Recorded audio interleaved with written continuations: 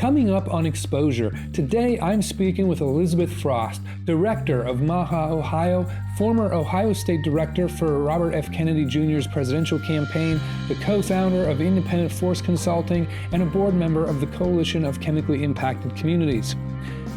Every community has stories and challenges that unfold quietly, stories that rarely make the headlines, often invisible to people outside those communities. Sometimes those experiences become the catalyst that pushes ordinary people into public life and advocacy. That's the story of our guest today. Elizabeth Frost grew up in South Central Ohio, in a region that sits somewhere between Old Steel Town and long struggling rural community. Ground zero for much of the opioid crisis that shapes her early life. This is Exposure. I'm Stuart Day, and if you value long-form conversations that dig deeper than the headlines, please consider subscribing, sharing the episode, and supporting our work. Now, my conversation with Elizabeth Frost. There's a lot there that we can unpack, but I guess first, you and I have kind of been in the same room, so to speak, a couple times. We first were introduced when both of us guested on the Why Should I Trust You podcast, which I think you've been on a few times. We were sort of tangentially involved in these Palestine funded health study that was recently launched. But outside of that, I don't know you very well. And so I'm just kind of wondering if we can go back to how you got started with MAHA Ohio. You were involved with RFK's presidential campaign, I believe. Where are you from? What's your background? Sure. So Elizabeth Frost, I born and raised in the Ohio River Valley region, kind of South Central Ohio. I spent a lot of my time in Adams County, the first 13, 14 years of my life there. Since then, I've lived in Scioto County, so Portsmouth area. It's kind of hard for me to answer that question about where I'm from because I spent those developmental years kind of divided between the two places, and they're right next to each other, but they're very different. So Adams County is a lot quieter, a lot more slow-paced, a lot less industry that's come in and out of Adams County over the years, mostly because they're not connected to the natural gas pipelines, as well as Scioto County. And Scioto County is really known as the epicenter of the opioid epidemic. And funny enough, that's how I got into environmental work. So what does one have to do with the other? It's corporate influence. It's corruption at the highest levels. It's seeing the same playbooks used by industry, whether it's a pill or whether it's oil, gas, nuke. We're just seeing the same tactics used over and over. And when I started following RFK Jr. Before his presidential campaign, it really started with hearing a lot of what I had personally seen with the opioid epidemic unfolding in front of me, really put into words by someone outside of our community for the first time. And so it's kind of like feeling seen, feeling heard a little bit, but also feeling like, whoa, he spent a lot of time in courtrooms litigating industry on this stuff. We might actually have someone who has the know-how and the kind of PhD on what corporate capture really is to help us get to the bottom of a lot of what we're seeing. But it's hard to listen to RFK for too long without seeing a lot of the same things are happening in our environment with industrial contamination. And pretty quickly, it became obvious to me that living in Scioto County, I was living in a cesspool of contamination. And you start to learn and really unpack what a lot of those downstream health effects are that are associated with the contaminants that we're particularly exposed to in Scioto County, which I'm sure we'll talk about. And you realize what you grew up to think was normal is not normal. Mm-hmm. And it's not normal to have 15 people in your immediate family, cousins, aunts, uncles who have had an opioid addiction, and then also 15 more members who have had cancer. And you think that those things are normal, and it's really a shock to realize that it's not. I've come to realize that the Ohio River Valley region and kind of Appalachia at large has been looked at as somewhat of a sacrifice zone, not just by industry, but by our government and the agencies that are designed to protect us from industrial contamination. Have this sense that if we're going to have to do it, maybe we should just isolate it all into one little place and minimize the impact. But what happens is that you have large populations of people who unknowingly and without their consent have been poisoned. So the opioid epidemic, was that a personal thing for you? I mean, did you have family members? Totally, yeah. My dad actually was in the very early wave of people who became addicted to OxyContin when it was still being marketed as non-addictive. He wasn't someone who was prescribed it by a doctor because of a back injury or anything like that. He just was still young and he liked to party, and he was drinking and maybe smoking marijuana with his friends. And then in comes this thing that, from all accounts, is not supposed to be addictive. And it was fun, and next thing it was not fun anymore. And so that was a 20-year long addiction for my dad. And luckily he made it out the other side of it. He's been doing great for a long, long time, but a lot of people didn't. I had a cousin who actually had a stroke as a result of an overdose and ended up passing away. Years later, I've had countless members of my family who have overdosed and not made it out. And it's impossible to live in that area without knowing someone. There was this kind of locally viral Facebook post going around where people were sharing photos of people that they known that had died of an opioid overdose. And when I saw it, it had been up for 40 minutes in a small rural county, and there was hundreds of comments of photos of people who have died. And it circles back to what I'm saying about this isn't normal, but you kind of grow up thinking that it is. So it's not a majorly sensitive issue for me, but it is kind of a justice issue. I look at what's been done to the people around me and I'm like, maybe we can't undo the damage, but we can take action to make sure that these things don't happen again. And it's totally the same playbook that we see with energy, with mining, anything that can make a buck. And so you identified RFK as somebody who was speaking to that issue. That wasn't from that place. Was that before he decided to run, that he was on your radar? Yes. So funny enough, I actually was first introduced to RFK Jr. on Theo Vaughn's podcast. So it wasn't meant to be anything serious. I was just like, whoa, like Robert Kennedy Jr. I was actually thinking, I didn't know there were still Kennedys running around. That's how just naive to who he was and what he was about that I was at the time. But he was talking about his own addiction. He spent a time, like 40, 50 years ago at this point, addicted to heroin. And he was talking about the pharmaceutical industry, the profits around COVID, and how that became an industry in and of itself, marketing the vaccine. And as I was hearing this, without him really saying it, I was clicking with what I had witnessed in my own community. And so it wasn't that he was really talking about Portsmouth in that moment. But funny enough, the first time that I met him and he asked me where I was from, I was working on the campaign at the time, and I said Portsmouth, and he asked what it was like. And I said, it's the epicenter of the opioid epidemic. And he was shocked. He asked why. And I said, the pill mills turned into heroin, and heroin turned into fentanyl. And now that the dominoes tipped, you can't just take away the drug of choice anymore. We've got a wound and a gaping hole in our community because of it. I talked to Kennedy about that for just a few minutes, and later I saw him giving a speech live, and he's talking about this conversation, and he's talking about Portsmouth. And so it was an opportunity for me to get involved in something that I felt like was directly addressing the root cause of what happened in our community.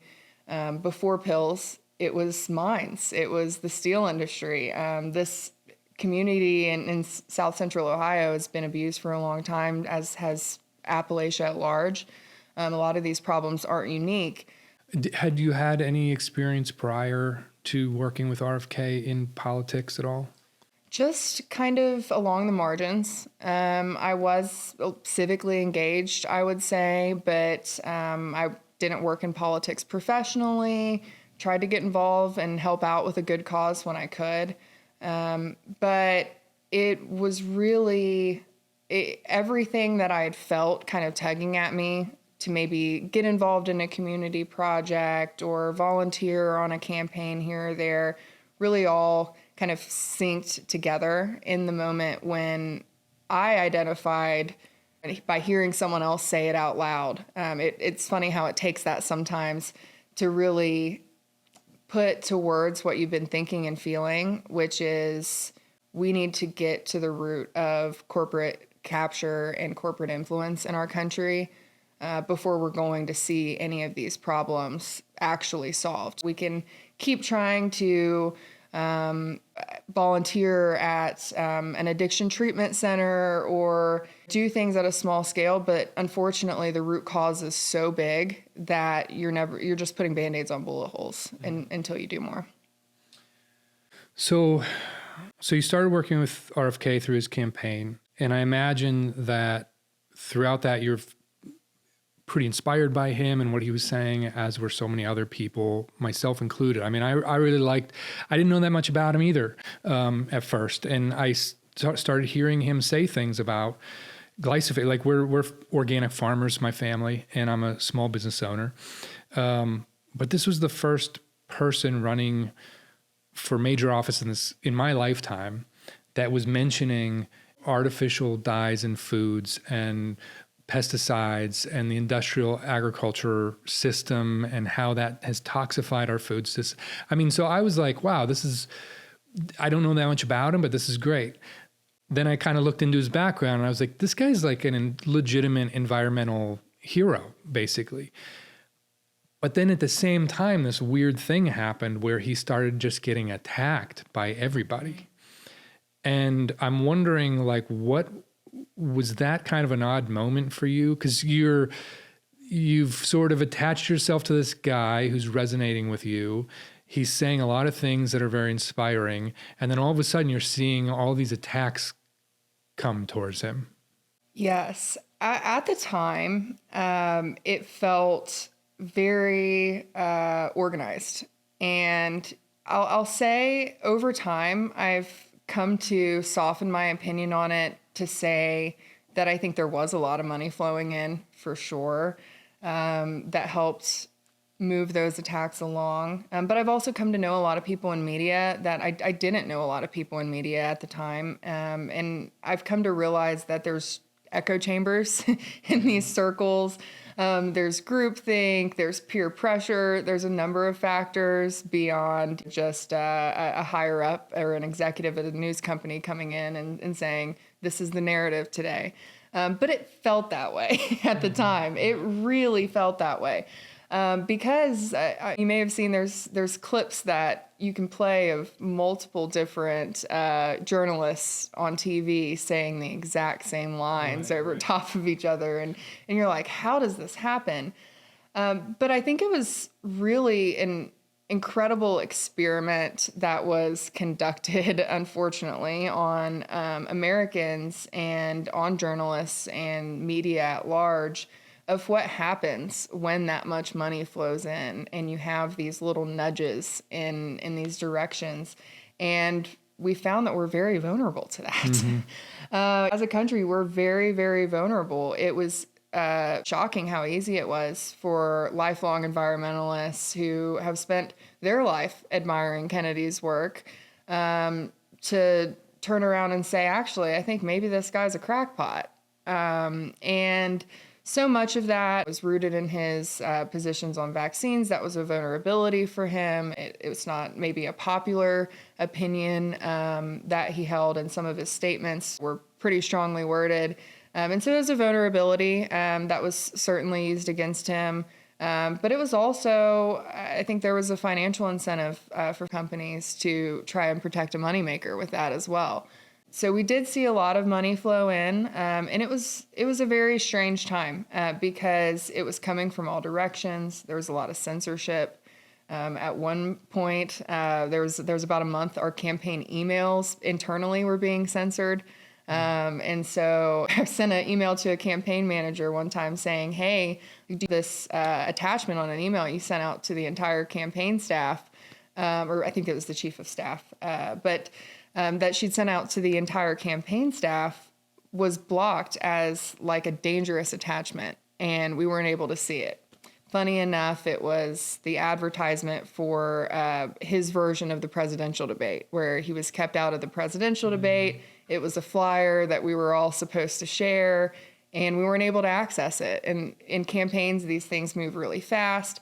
We saw things like that happen quite often at a certain period of time right before he dropped out, where just little things were constantly making our lives more difficult. I've had situations where I've been guests on shows and we get too into vaccine topics, which we won't today, of course, but and they come back and they're like, man, my show is just not doing well on YouTube. And it won't, I promise. Yeah, we've had some shows that we've, or like shorts that we've aired, and it's like, I'll get anywhere from a few hundred to a few thousand views on clip after clip after clip, but then this one will get 0 for like weeks. And I'll repost it and I'll change the caption and it doesn't change anything. Yeah. It's pretty, and I think, not to get too far down that rabbit hole, but our minds and on the way that we view things is constantly being curated by forces that we are not in control of. And I think everyone needs to keep that in mind. Yeah. I think the vaccine issue is certainly an issue for RFK, but I also think that is one of the problems in our society today, where like you can have 8 ideas that people agree with, but you have 1 or 2 that they don't, and they just want to purity test, throw out everything.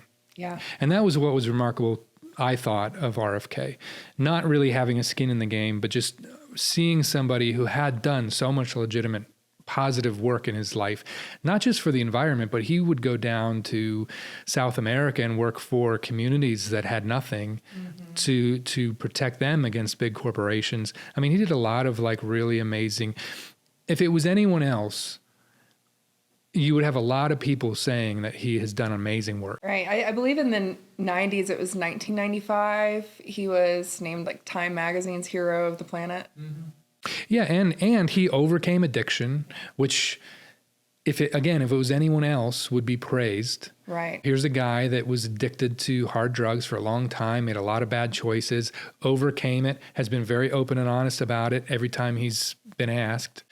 And I'm not trying to build RFK up here. It's just that in real time, that was sort of what was going through my head. As someone who is so deeply involved in work around the opioid epidemic, it's a really concerning message to send to addicts that 40 years and working your way up to HHS isn't enough, that you're always going to carry that red letter with you everywhere that you go. So that's, to me, has been the most concerning part when I see the attacks on his past addiction at this point. Is I've heard from addicts who I've worked with, and whether they're family or people that I've been involved with in community projects, who have come up to me and said, he's really inspired me. For someone to be able to come back like that. And granted, he was a Kennedy, right? Like, we're not going to deny the opportunity that comes with that. But it's a really, really concerning message for an addict who's struggling to say that 40 years isn't enough. Yeah, 100%. And so I want to get back to your track. So you're working with his campaign. Where does MAHA come from? What is MAHA? And I got to be honest with you, I don't know a lot about it because I'm so engrossed in the work that we do, and I just haven't really paid that much attention to it. Yeah. MAHA was actually a merch item. Like this hat, Yeah. that's where it started. And it just grew legs and it became a thing. A lot of people actually characterize MAHA as beginning when Kennedy dropped out and endorsed Trump. That's when MAHA Action, the PAC, who does a lot of work, was formed. They were kind of the predecessor of the Kennedy campaign. But in terms of when MAHA and people kind of built this grassroots movement and it really started to form, it was on the campaign because it was just such an easy slogan. It was so catchy. And when Kennedy did drop out of the race and endorse Trump, it just kind of became the obvious name for the movement that would follow. So I don't think it was really a top-down strategic decision to say we're going to rebrand into MAHA or we want to create a grassroots movement and call it MAHA. It really just happened. And the people who were really kind of pushing that in the earlier days, was it all about his vaccine stance, or was it about food, vaccines, medical, conventional medicine? Like, what was it really about? Well, it really was a collection of all of the health concerns that Kennedy had brought up and addressed on the campaign trail. So while vaccines was a really important part of that to a lot of people think it's more about the childhood vaccines. What my experience was when people were concerned about vaccines on the campaign trail, it was more about the COVID shots. They were more concerned about the safety and not having a whole lot of access to safety information, et cetera, and feeling like it was pushed on them and mandated. I think the childhood vaccine stuff was more... Kennedy was involved with a group called Children's Health Defense prior to running for president, and that's largely a childhood vaccine injury advocacy group. They're very organized. And so I think where a lot of people saw the childhood vaccine issue kind of taking front and center in a lot of ways, but the people who were primarily concerned and would lead with that issue were just so much more organized off the bat. The health issues outside of vaccines that were very important range from nutrition, environmental issues, contamination. We definitely had a lot of folks who just in general were skeptical of the relationship that we have with chemicals. And that's, to me, the heart of MAHA is a skepticism of how quick we are to consume, interact, breathe chemicals that we don't fully understand. And so as it morphed, Kennedy dropped out, he endorsed Trump. I believe Trump made MAHA like an actual official part of his administration, but that's different than like the MAHA group. Right. So what is MAHA now? Outside of the Trump administration, what is MAHA now? It's really a kind of a philosophy. Okay. To say it broadly speaking, I think there's people who are not involved in any MAHA organizations that are as true MAHA as it gets. I think we would consider someone who's advocating for organic foods or whole foods to be MAHA in that right. It's just a matter of whether or not they would want to call themselves that. It's a very big tent. And while I do think that there are some elements where some people find themselves in a purity test, like with any movement, we try not to be that way. And we try to be very welcoming of people who feel differently about vaccines, or maybe they're a little bit more interested in nuclear energy than I am. We're very open in that way. But then there's also, that would be the grassroots. Those are the people, the supporters, which I think is what MAHA really is.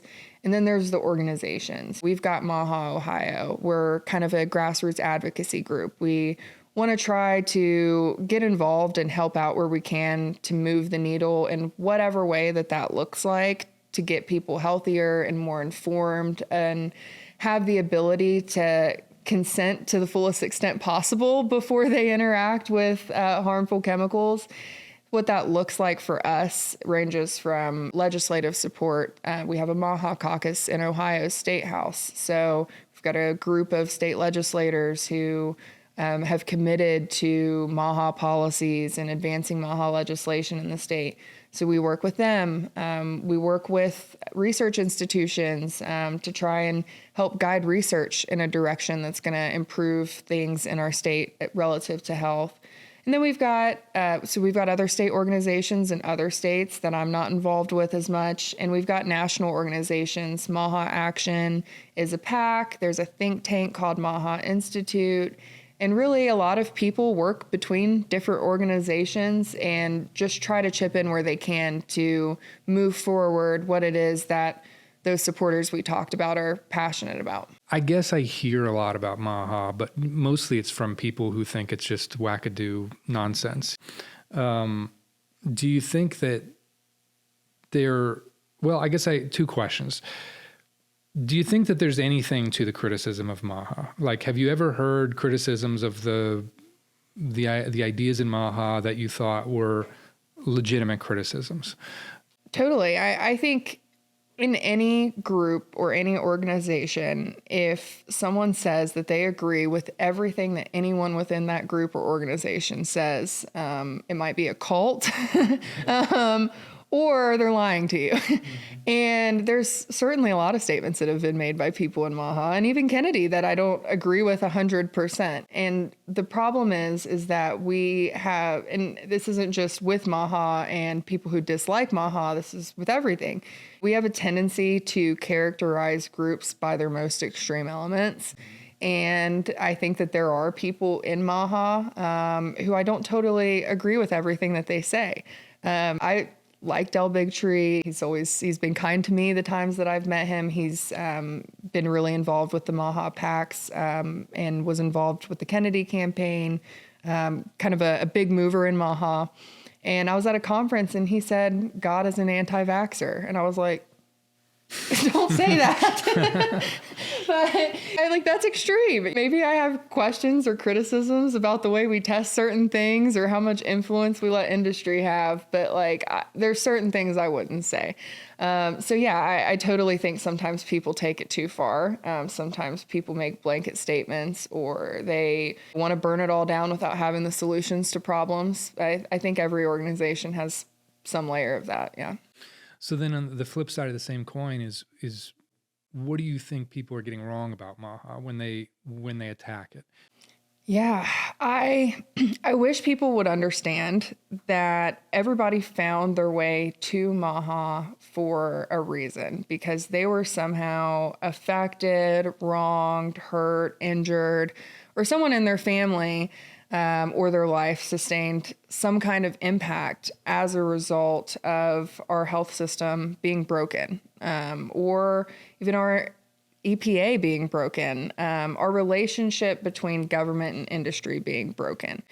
And sometimes that can create an element of paranoia, distrust, and I often will see people in the movement being maybe paranoid about something that I'm not. And I'm like, maybe you've been wronged so many times that you're just suspicious of everything. I don't think it's a bad thing to be a little bit suspicious of everything. Look at what's happened. Look at what's been done to us over the years and the way that we've seen our government cooperate with industry to poison us effectively. We saw it come out in the Monsanto trials that Bayer was fully aware that there was a concern with non-Hodgkin's lymphoma, and there was a concerted effort to keep that quiet. And so when we see that happening, I just would like for people to consider that maybe when people are asking these questions, they're not always asking them out of a place of, I think everyone's evil or everything's all bad, but maybe it's out of a place of, we've seen these things happen before and we probably should look into this. We need to have a level of oversight that considers that sometimes industry and our government have a corrupt relationship. Yeah, I mean, we've seen it so many times. The cigarette manufacturers, the car manufacturers pushing against seatbelts, DuPont, Chemours, Monsanto. I mean, the list really goes on. We'll get to East Palestine here soon, but the train companies. I mean, I don't necessarily. It's kind of this weird thing because I grew up. I don't know, how old are you? 26. Okay, so I'm 42. I grew up in an era where you basically had to be like an obsessive, crazy person living in an airstream in the desert to be like a conspiracy theorist about anything, because we didn't have this access to the internet. So you were literally, if that's the rabbit hole you wanted to go down, you had to really Commit. like read through and commit. And it's been funny to see in my lifetime how it's like everything's a conspiracy until it's proven not to be. But like, how many times is it proven not to be before people start to think maybe we shouldn't just take things at face value? Yeah. Maybe we shouldn't just take our government's word for everything. Right. And I'm someone who has a tendency to think most people are good. However, I'm also not naive to what it takes to climb to the top and become a CEO of a company. And sometimes those people are going to be cutthroat. Maybe they're going to be a little bit greedy. Maybe they're going to be a little selfish. I think we need to operate in a space of reality where we understand that the type of personality that works their way to the top, not always, but often, is going to be someone who doesn't really care about you. And I think there is a categorical difference, and this is just my opinion, but there's a categorical difference between working your way up to the top of like a regional business versus working your way up to the top of like a mega global, like the companies that are pulling the levers of power around the world, right? Like there's a great book on DuPont. I think it was like The Merchants of Death. The DuPont family has been involved in munitions for the wars. They've been involved in petrochemicals. I mean, they have killed a lot of people indirectly, we'll say. And it's like, in order to be the top of a company like that, making those decisions, knowing those consequences are there, like normal everyday people aren't going to be there. Right. I mean, one way to think about it is, could you sleep with yourself at night being the CEO of that company? And if the answer is no, that person's not like you. Yeah. There's something different. And so it's you can no longer operate in the space of, well, I wouldn't do that to people, so they probably wouldn't do it either. There's a categorical difference in the type of person who can run a company that they know they're manufacturing weapons that are going to be used to bomb a village somewhere, or that their oil is going to be the subject of major international conflicts. There's a level of stress that you have to come to peace with. And I think when you come to peace with that, you can't get caught up in this space of worrying about Stuart or Elizabeth's health anymore. Yeah, you got to turn some things off to be able to do that kind of work, I think. Yeah. So you and I met for the first time on the podcast, Why Should I Trust You? And we were basically there talking about the East Palestine train derailment. Tell me how you got involved in that. Sure. So MAHA Ohio was formed officially in January of 2025, so a couple months after the election ended. And so at this point, the train had derailed about 2 years prior, in February of 2023. And in those 2 years, I was on a campaign trail, and we heard a lot about what was happening in East Palestine, but it wasn't something that was in my capacity to really focus on. And everything that I had heard was relative to this acute, isolated exposure that residents in East Palestine may have been subjected to chemicals released during the plume. Other than that, everything's fine. Water was testing clean. Air seemed to be testing clean. And that's what I was hearing. I had heard that Kennedy was involved in the early days of the lawsuit, the class action lawsuit. He had mentioned a few times in various press interviews that I'd heard that he was very concerned about East Palestine and he had represented families there. But beyond that, I didn't know much. I had a friend, Megan Ranney. She's the dean at Yale School of Public Health, who was really pushing me for information about what was happening in East Palestine. And I didn't know. And so at the time, I said, I think maybe there's some organic farmers that are concerned about whether or not they're going to be able to continue growing food organically. And that was really all I knew, but she wouldn't let me off the hook there. So I'm grateful to Megan for continuing to just ask questions. She was very concerned. And what we ended up doing was organizing a day that we were going to knock doors in the community and just ask residents, what are you thinking? What are you feeling? In that process, we decided to reach out to the local health and government offices in East Palestine. The only one that got back to us was Wes Vins. He's, I believe, the chief medical officer is his title for Columbiana County. We scheduled a Zoom with him. We've talked to him a few times and definitely had kind of this one impression based off of the research and the information that was discussed with Wes in this call. We get to the doors of these residents and we find out that people were a lot more concerned than maybe we thought, or that maybe even Wes knew at that point. And so we felt obligated to continue talking to residents and understanding what was going on. At this time, Brenda from the Why Should I Trust You podcast had asked if a mutual friend of ours, Nicole Diesel, could come visit with us. She was working on a research proposal for the $10 million that Kennedy and Vance had championed for East Palestine.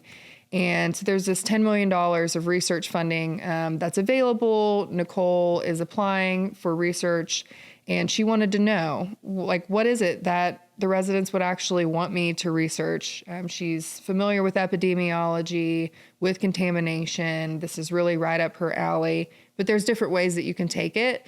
And we wanted residents to have as much feedback in this process as possible. So she came with us. She was at the doors when we were talking to residents.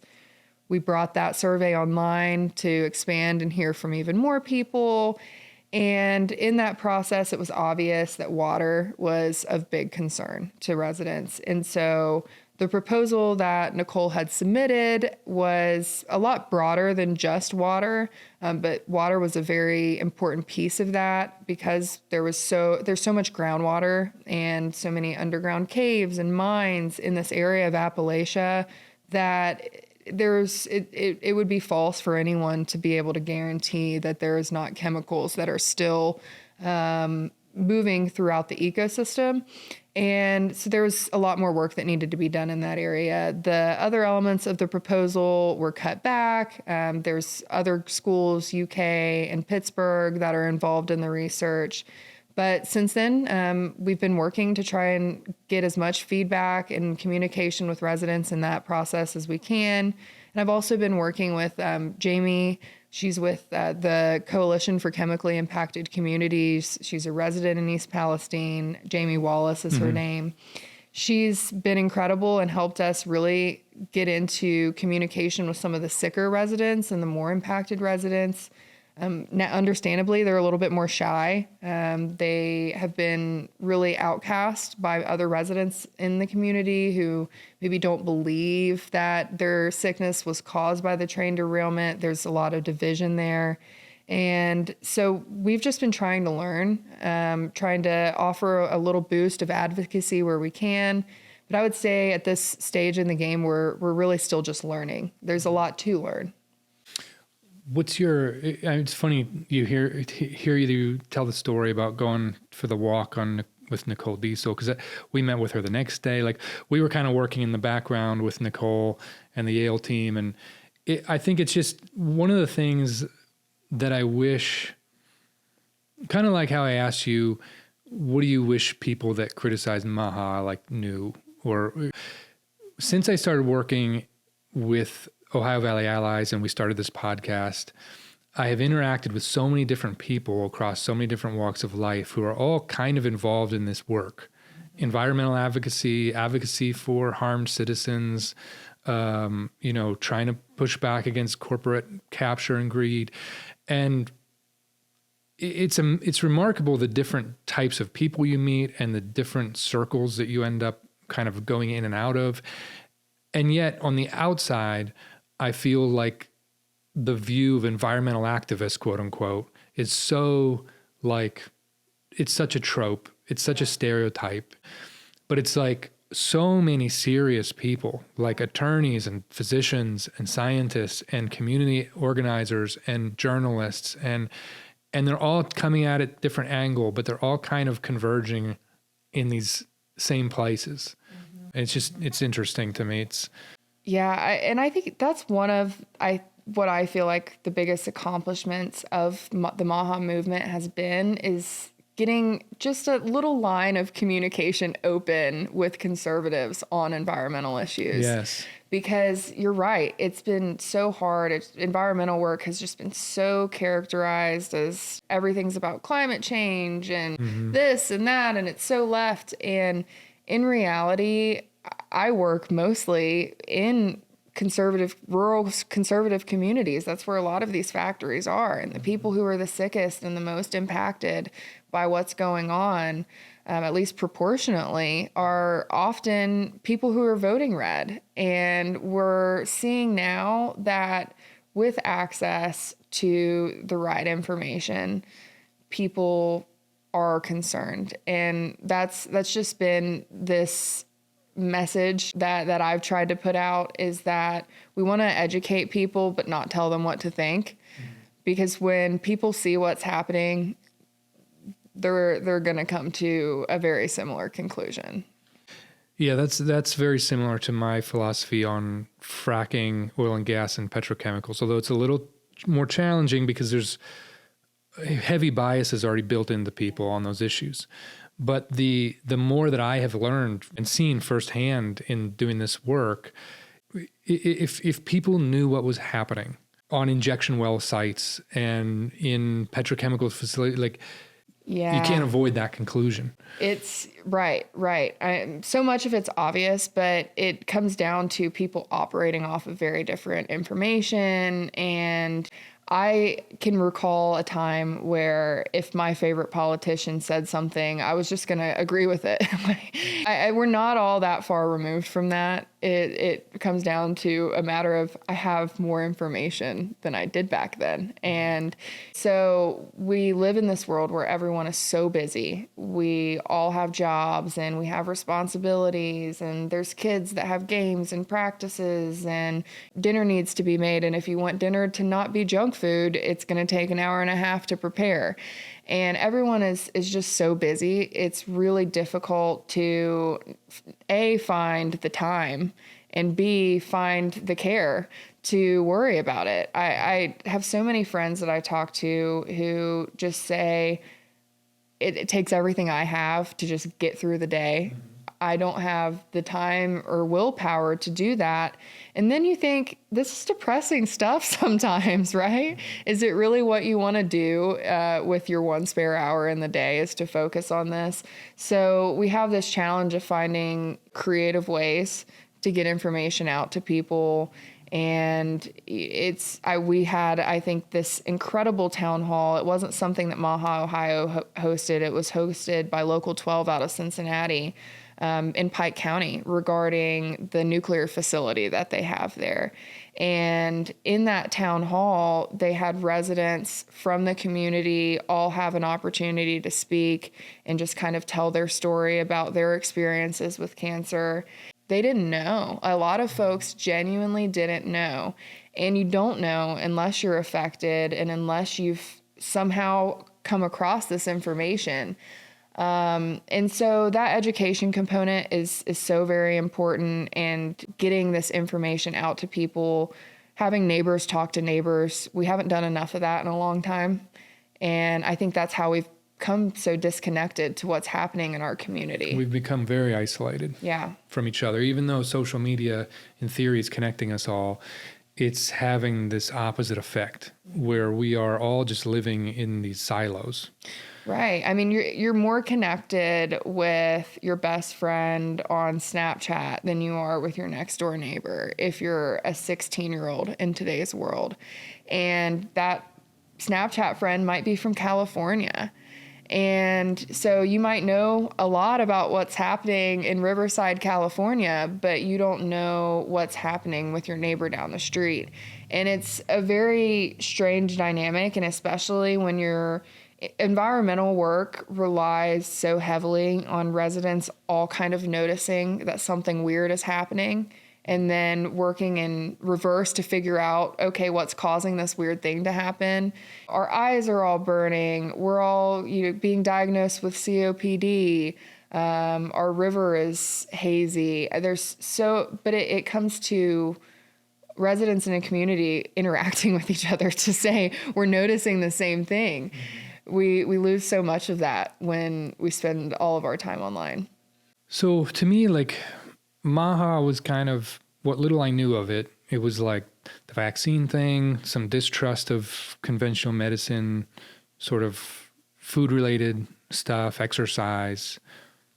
But I'm hearing you talk about bigger environmental issues, nuclear sites. So where does MAHA's interest kind of end? Like, and are you sort of surprised that it's evolved into these bigger, like, environmental issues? No, I don't think it surprises me because this is a movement that was kind of inspired by RFK Jr. He's worked in environmental work for 40 years prior to running for president. So that aspect didn't totally surprise me. I think it goes back to the same playbook being used across so many different industries. And unfortunately, our health is being attacked from so many different angles. And so I think what the MAHA movement aims to do is to cast a wide enough net that if something has an impact on human health, we are working toward the solution that's going to help people toward better health outcomes. And that can look like a lot of different things. It can be economic. I've had economic conversations with members in the MAHA movement that are relative to if you don't have good paying jobs that have access to healthcare benefits in communities, in rural communities especially, you're going to have a lot of people who are choosing to ignore a problem with their health. Maybe they've been having headaches, but they don't go get it checked out because they have to pay out of pocket or because they have high copays or just in general, the cost of prescriptions and the cost of healthcare is so high that it makes people hesitant to seek out medical attention. We have a really big problem in America of not catching cancer soon enough. America is a great place to have a heart attack, but it's one of the worst places in the modern world to have cancer. Our health outcomes are really poor in that particular area. And so if we are saying our goal is for the next generation of children to have a better chance at a healthy life, we have to look at a lot of things that don't seem obvious. Mm-hmm.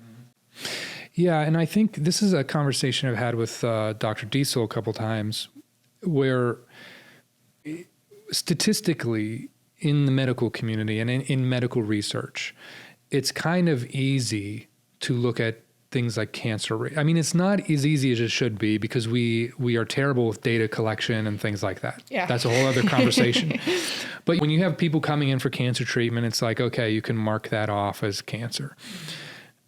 But that shouldn't be like the bar by which we view how well we are, right? And I think what I'm hearing from MAHA, what I'm hearing from you, and what I kind of have thought on my own for a long time is that we really should be concentrating, like, how do you make humans thrive? Yeah. Right? It's not just about worst case scenarios. It's also about the headaches and the fatigue and the minor joint pains that are coming out of nowhere because your body's got tons of inflammation in it and you don't know why. And so I think we really should, as a nation, reframe how we look at these issues. Not just like, oh, this chemical is quote unquote safe because it only has this probability of causing cancer. But we really need to think about it in terms of like, if you're exposing people to this low level of this chemical, are you undermining their ability to thrive as human beings? Absolutely. And one of the areas of my work that I'm really honing in on right now and trying to learn as much about as I possibly can is this concept of mitochondrial damage. So we're seeing in East Palestine and in also a lot of other areas this suggestion that some of the residents may have sustained mitochondrial damage as a result of this slurry of chemicals all hitting them at once. So we often talk about, and albeit not as good as we should, what the individual side effects of a particular chemical exposure might be at X, Y, or Z levels. What we don't know, because to be fair to researchers, it's impossible to calculate what a million different combinations of chemicals might be. But when you're sustaining exposure to so many different chemicals at once, no one can tell you what, with any degree of certainty, what the actual side effects of that might be. But we are seeing suggestions that that combination of chemicals, less so important what the chemicals are, more so important how small the particulates are as you're being exposed. When people are being exposed to a lot of small particulate chemical exposures at once, there's this suggestion that they're sustaining something called low-level mitochondrial dysfunction, and that is causing a number of impacts, whether it just be fatigue, symptoms of POTS, which is like you that feeling when you stand up too fast, but some people have that all the time, and it can be really dangerous and lead to head injuries and among other things. But we're also seeing potentially cancer, COPD, heart issues that are all connected to low-level mitochondrial damage. And what really kind of blew the lid off of this was research coming out of the Gulf War. So soldiers were coming back from the Gulf War reporting that they were fine when they left. They were exposed to a lot of chemicals while they were out there. They didn't know much about the chemicals they were exposed to, but now they're sick. For a while, they were told that that was PTSD. And then ultimately, one doctor, Dr. Beatrice Galam, and eventually other people that she worked with were able to kind of pinpoint what was happening. So Dr. Galam was a VA doctor at the time. She was working directly with veterans, and she believed them where other people didn't. And she found it. She found the thing that the commonality between these soldiers that were coming home that were sick and the soldiers that were fine. It ultimately was tied back to the burn pit. Biological matter, to weapons, fuel were all being burned in these burn pits in the Middle East, with soldiers just kind of standing there guarding this smolder. Very similar to what we ultimately saw in East Palestine, what we've seen in Maui, relative to the fires there and the smolders that went on for days. Unfortunately, very common in fire situations.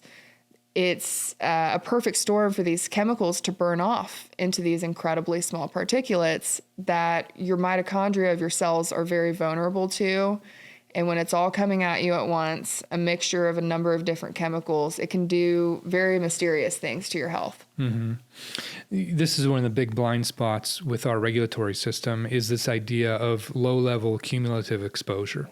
So one of the things that we've talked about with different guests on the show is the way that we permit like petrochemical facilities, for example, is we see them in like this silo. And it's like, we're going to permit this plant to release X amount of VOCs per year, and we're going to call that safe. But then we're going to permit another plant right down the river from it for the same amount, and another plant across the river for the same amount. And at no point are we taking into account the actual total load that the community is breathing in or ingesting through their water or whatever. Right. And it's an enormous blind spot. And there's been a lot in industry to kind of get around any kind of oversight in that direction. And that's where I think if you want to see some corporate capture, you can really see it there. Definitely. I mean, from the industry's perspective, each of these individual companies are trying to protect themselves from being sued out of existence if they admit any liability on their part to any kind of harm to human health. If Monsanto admits that they caused non-Hodgkin's lymphoma in one person, the lawsuits are coming, right? Mm-hmm. And industry knows that, and that's where it is complex. It is a complicated issue where we have certain industries that we need, and what we really want is for them to actually put in the effort to do things smarter and to innovate and to try to do things in the right way with as little harm to human health as possible. But what we ultimately see is these elaborate efforts that get very dark and twisty sometimes to avoid staying out of court. And we see that chemical companies don't want to give an inch. They don't want to say, well, we're not the ones causing everything. We're just contributing to it, because they're still going to get sued for that, right? If you create an entirely toxic environment, then how do you get blamed for your toxins? Yeah.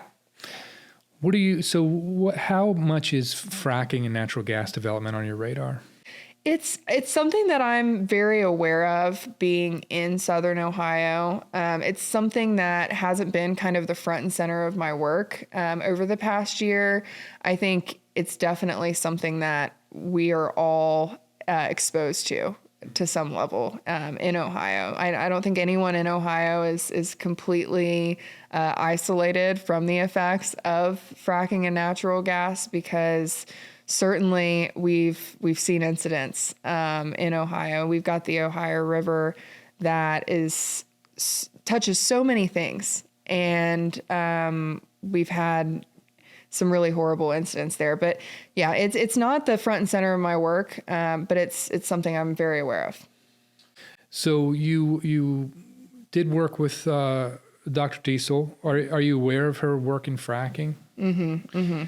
And the elevated rates of childhood cancer and things that are associated with fracking. So this is one of our focuses, and I think to me it's one of the more troubling aspects of the oncoming wave of data centers, mm-hmm. because it is, at this moment in time, it is one of the only viable ways to fuel these data centers. Yeah. And so I think we're going to see, my prediction is another big fracking boom.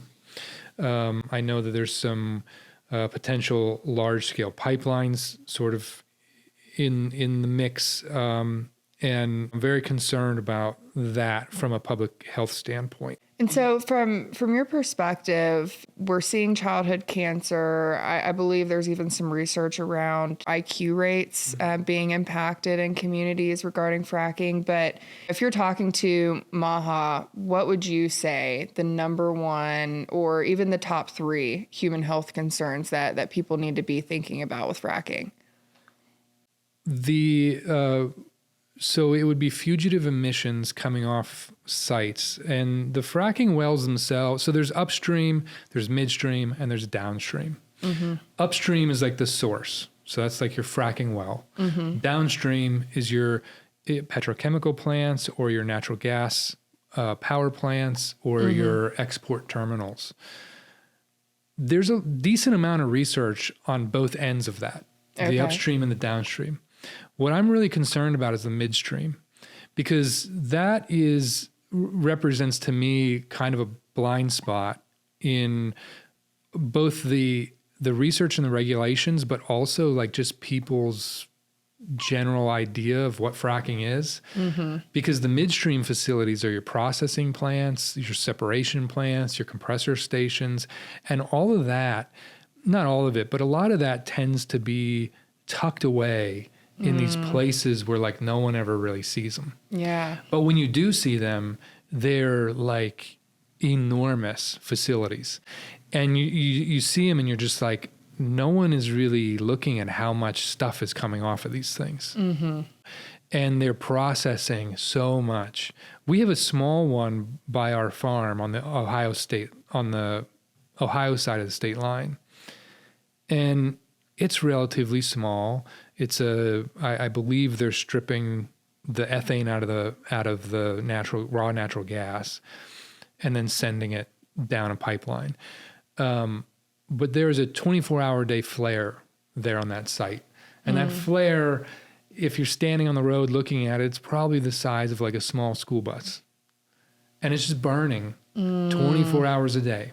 Mm-hmm. So that's one part of it that I'm really concerned with. The other part is the waste stream. And this is a part that very few people really are aware of. And there's some real issues with radioactivity in the waste. There's also VOCs and heavy metals and things, but the radioactivity is a big issue there with the waste. Waste is such an issue when it comes to anything involving industry, because there's no money in waste management for these companies. And we see this with the Department of Energy facility in Piketon, where it's nuclear. They have all of this enriched uranium that they don't need anymore, and all of these isotopes and equipment and contaminated items that from the decommissioned facilities, and they're just burying it because they're like, I don't know, this isn't making us money anymore. Someone 40 years from now will have to deal with it. Right. And so waste is a major problem. One thing that was very interesting to me when I was reading RFK Jr.'s book, American Values, was learning, I believe it was his great-grandfather. He made a large part of their family money in the coal industry, realizing that there was so much wasted coal dust, and that he could actually buy that from these coal companies and sell it very low cost to families that couldn't afford actual coal pellets.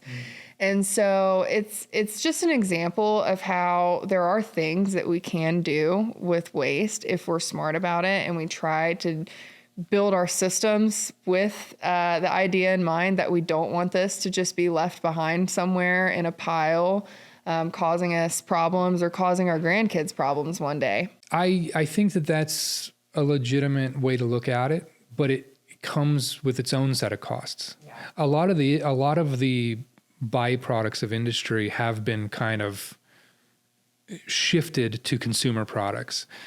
With fracking waste, one of those has been ice control on roads.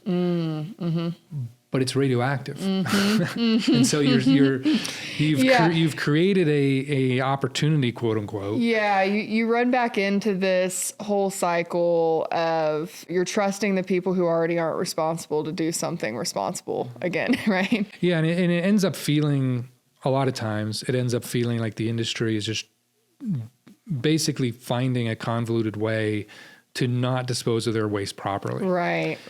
And, but at the same time, well, I do have to say, one of the things that makes the waste and fracking unique is that they have been allowed some exemptions at the federal level that make it so that they don't have to necessarily classify their waste as toxic or radioactive.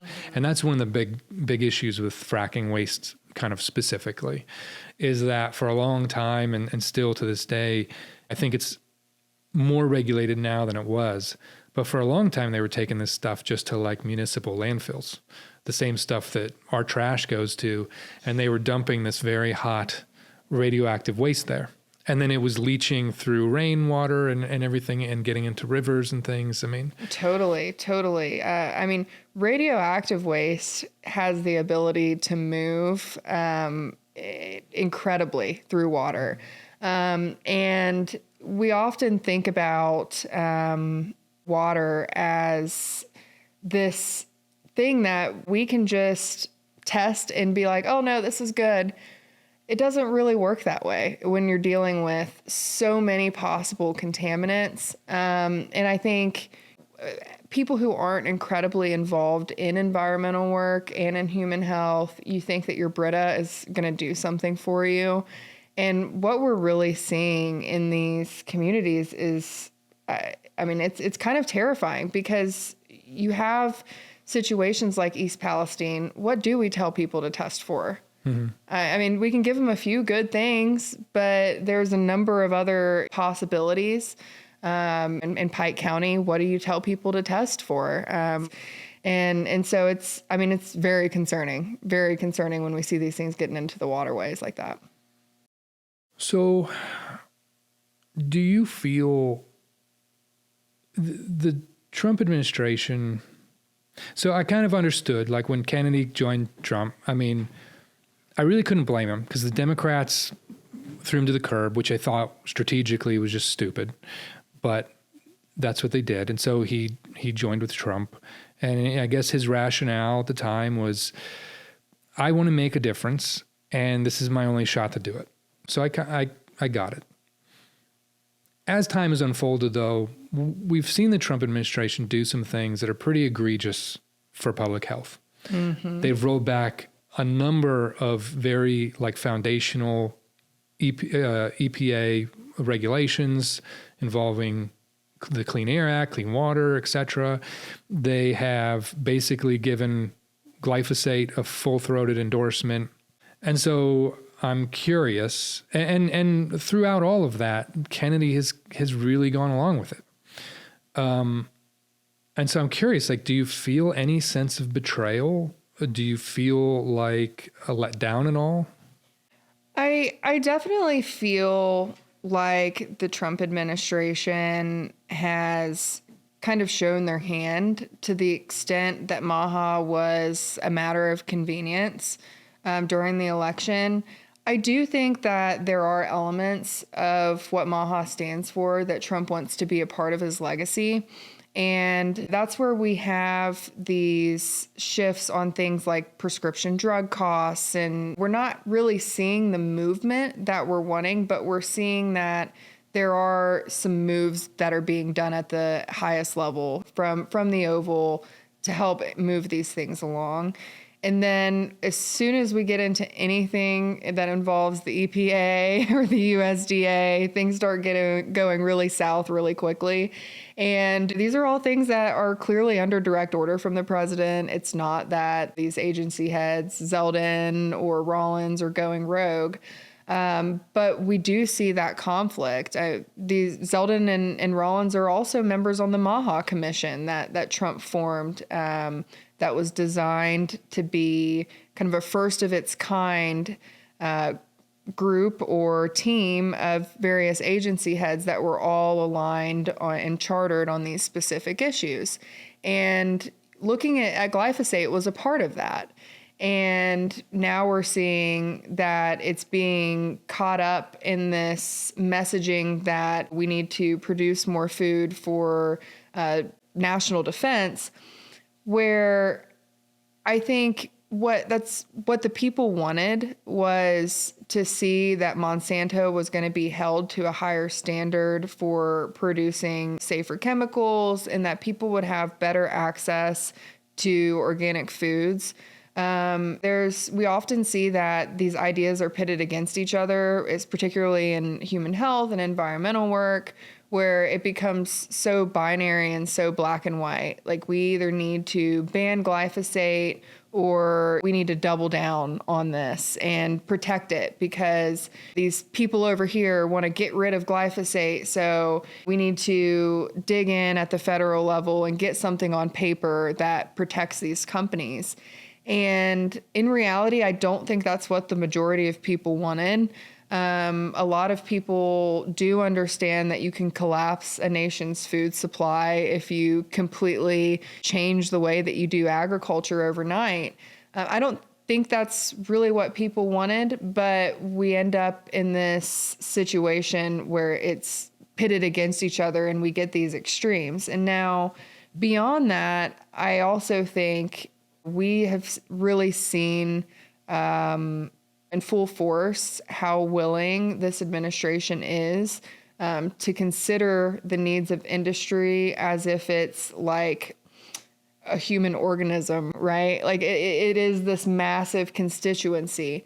And I think that underscores a big problem with how we look at politics, is in Washington, industry at large is looked at like it's this massive voting block. Like it's like a 60-30 split, 60-40 split. 40% is the actual people and the other 60% is they get a 60% vote on everything, right? And this administration, while it claims to not be that, it claims to be a drain the swamp administration. It's clearly not what we're getting. And a lot of people in MAHA are definitely upset about that. I think the approach is more to demand accountability and to call it out rather than to just say, we're done with you. We're just going to completely abandon our relationship with the Republicans who do want to work with us, because you're right. I mean, we're still not super welcome on the left at this point.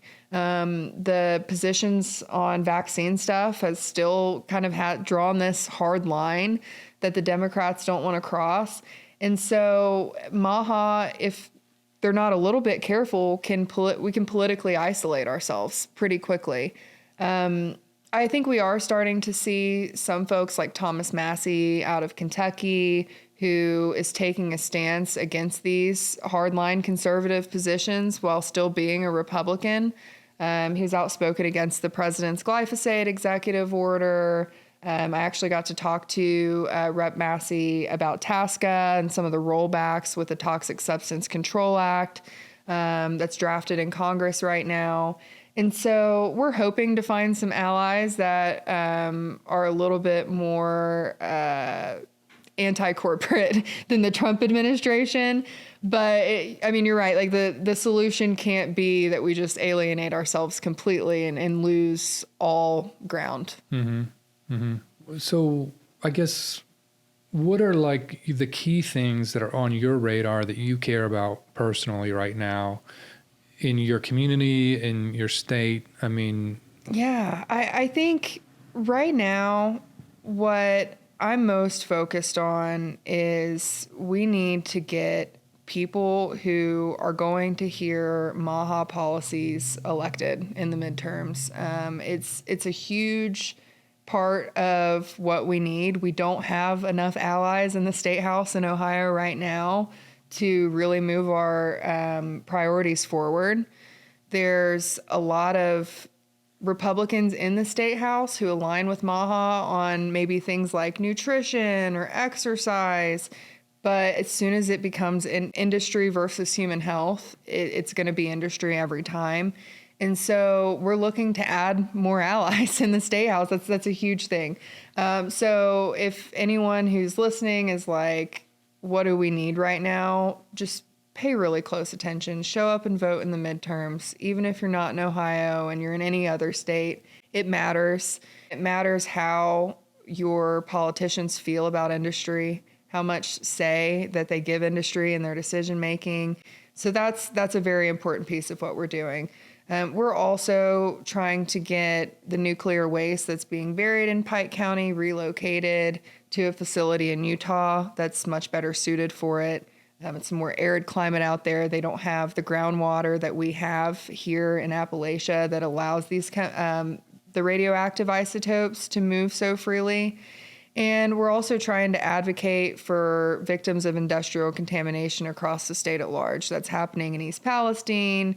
It's happening in a lot of other areas throughout the state. So those are our major focuses right now.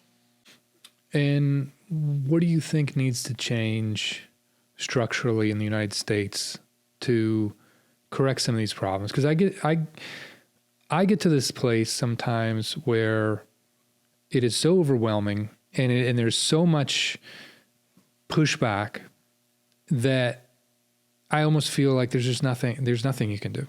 Yeah. and then especially when you get an administration like this, which I'm an independent. I'm not allegiant to one side or the other, but like it's pretty clear from day one that this administration has wanted to take all the roadblocks, all the guardrails off of the oil and gas industry, the petrochemical industry, the agrochemical industries.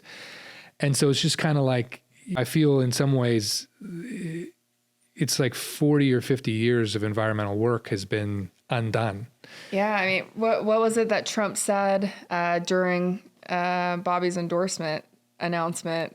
Like, he didn't waste any time. He said, you can do whatever you want, but stay away from my liquid gold.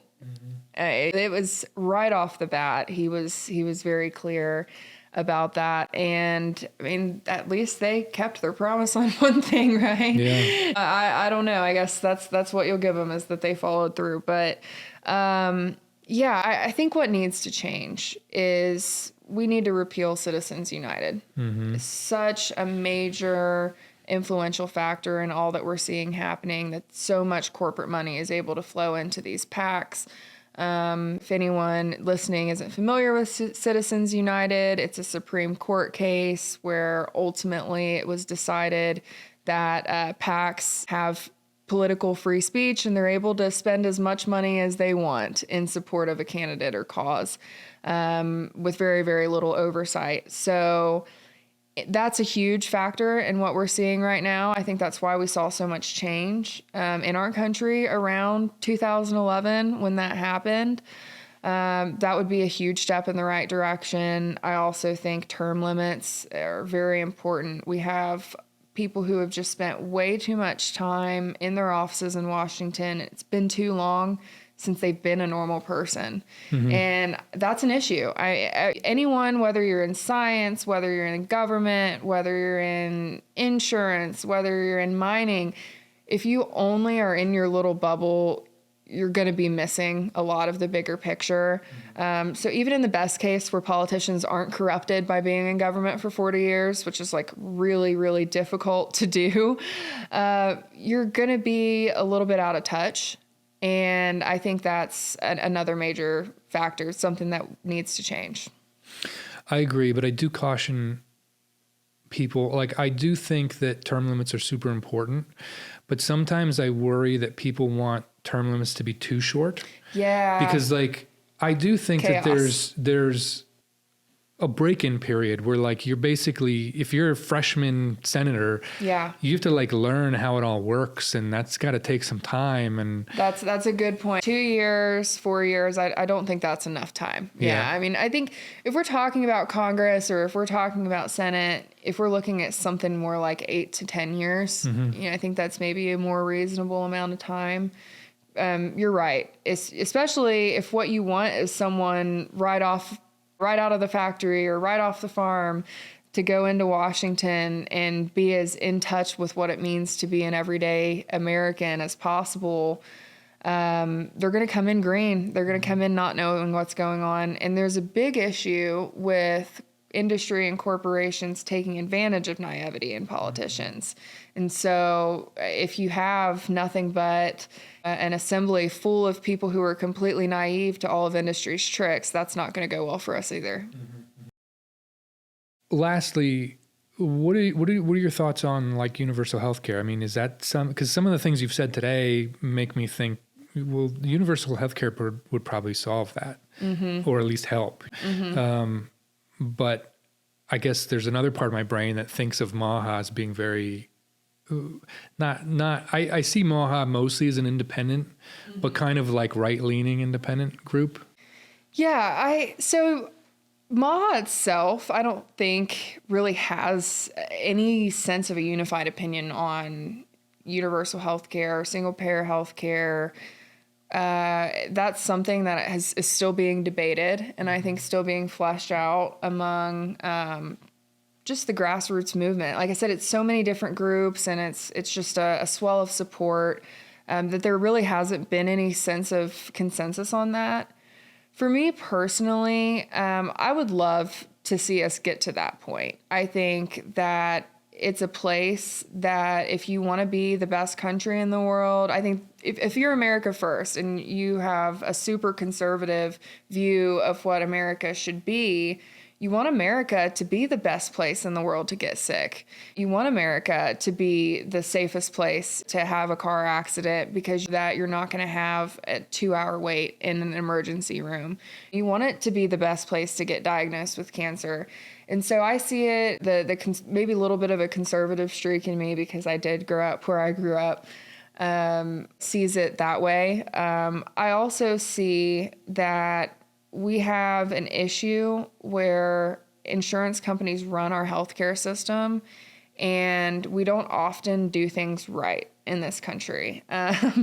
Sometimes things are done maybe well-meaning, good in concept, but insurance companies find a way to soil it and turn it bad. And so I've yet to see a proposition from someone that really sells me on thinking that, our country is healthy enough to afford universal health care, which is an issue. We're sicker than a lot of the other countries that are pulling this off. Our chronic disease rates are much worse. Our diets are much worse. We are much more contaminated in terms of our environment. So that's an element that makes me nervous. I think what it is for me is a matter of seeing it presented in such a way that maybe we have phases. We need to have a period of time where we focus really aggressively on getting ourselves healthy and detaching ourselves from the stranglehold that insurance companies have on healthcare. And then I think we're ready to take that jump.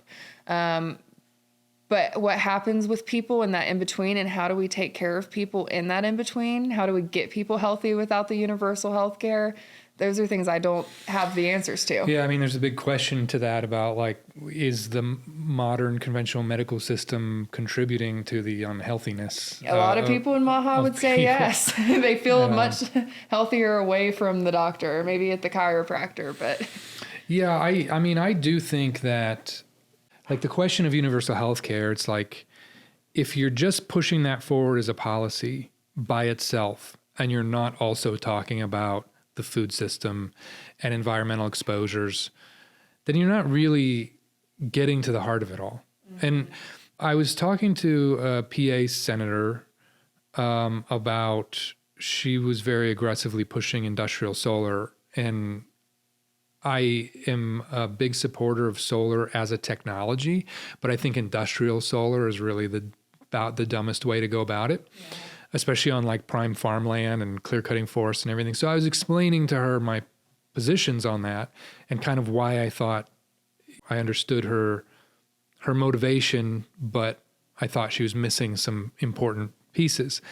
And she told me on the phone, there's just no room in policymaking for this kind of conversation. Yeah. And that has stuck with me. That will probably stick with me for the rest of my life, because I think that that is, like, one of the core problems in our country, is that where you would want nuanced philosophical conversation to be happening, there's no room for it. Mm-hmm. Mm-hmm. I think so much of that circles back to where people are so busy. They want a short story to pick a side. Mm-hmm. You know, they don't want to hear the long form argument. They don't want to go to court about it and hear deliberations. They want the bullet points, and they want to be able to decide. And it makes it really complicated when I think we get lazy, right? That's what's ultimately happening, is it's lazy messaging, or just lack of creativity and messaging that I think often candidates and campaigns and policymakers, they don't see the room to educate people and have that nuanced conversation. Or to be educated themselves. Yeah. And that's difficult too, because I mean, when you talk to policymakers, you'll hear them go into incredible detail about these bills, and then you'll ask them about another bill and they're like, what? Mm-hmm. Like, how do you not know about this? But then you look at the collection of things that are in front of them, and they're asked to become an expert on so much that it is a difficult job. Mm-hmm. I would never want to be in politics. Not on that side of it anyway. Well, I think you should come back because I think we just touched the surface on a lot of things, and I would love to dive deeper into things. The thing that I would like people to come away from this with is, from what you've described today, I think most of us should be MAHA, right? Like, it's not, you aren't Republicans, you aren't Democrats, you're not libertarians, you're just a collection of people who are very concerned about us being able to thrive as humans, as biological humans, right? That's what we're going for. And there's a lot of concern about like the chemicals that we're interacting with, that we're ingesting, and rightfully so. I mean, Jill and I have gone down so many rabbit holes in petrochemicals and oil and gas that have just made me so mad that we're being exposed to these things and it's considered normal. And that's just one tiny fraction of our whole world that we've built. It's food, it's water, it's the food that you eat when you're trying to be healthy. It's the packaging. Yeah, it's plastic. Fire retardants, our clothing. I mean, we've tried to, my wife, I should say, because she does most of that, she has tried desperately to find like underwear and bed sheets for our kids that don't have chemicals on them, that aren't made from synthetics, that aren't going to leach PFAS or microplastics. And it is like almost impossible. Yeah. And a lot of that comes from subsidies and policies and a regulatory environment that favors those industries. Well, and I think if we put half as much of effort at the federal level as we have to incentivize data centers to come into America as we would to bring the clothing industry back in America, we wouldn't have that same outcome. But often our government is so focused on what's new and shiny, and right now it's AI, that we forget there's an entire industry that we've shipped overseas to other countries with the clothing industry that, again, affects our health. Well, thank you very much for joining me. Yeah. I'm sorry Jill couldn't be here. We missed her, but next time. Yeah, next time. All right, thanks a lot. Yeah, thank you. If you enjoyed this conversation and found it valuable, help us keep doing this work. Follow and subscribe wherever you're watching or listening, and share this episode with someone who needs to hear it.